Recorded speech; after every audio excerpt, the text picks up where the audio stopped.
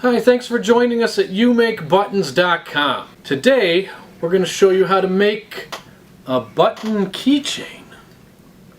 It looks like a pinback button, except the back is a keychain. So there's a chain that attaches to this. And today we're going to show you how to make this using a regular standard button making machine that we sell on youmakebuttons.com. So to get started, we got to put the machine in the correct position, and we're going to load in our shell. Our shell is the top piece. It's the front face of the button. That's going to go in.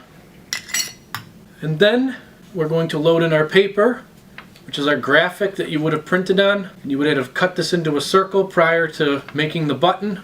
That's going to go on top of the metal shell. Next, you will need the clear plastic mylar to go on top of your paper. And then you're going to rotate the die base, move the handle, and that will suck the button up into the top upper die of the machine. You'll see it's now no longer in the machine. And then we're going to put on our back piece, and there's a little slit on the top, but you want to line that up with your graphic so it's at the top of the graphic. And we're going to put that in like a bowl so the sharp side is up. And we're going to rotate the die base, move the handle to finish the operation. And if you rotate again, you can eject the button.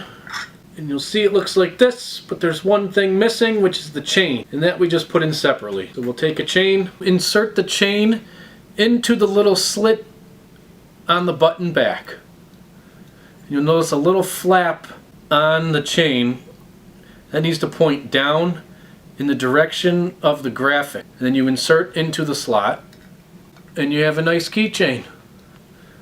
We hope you enjoyed this video and have a great day.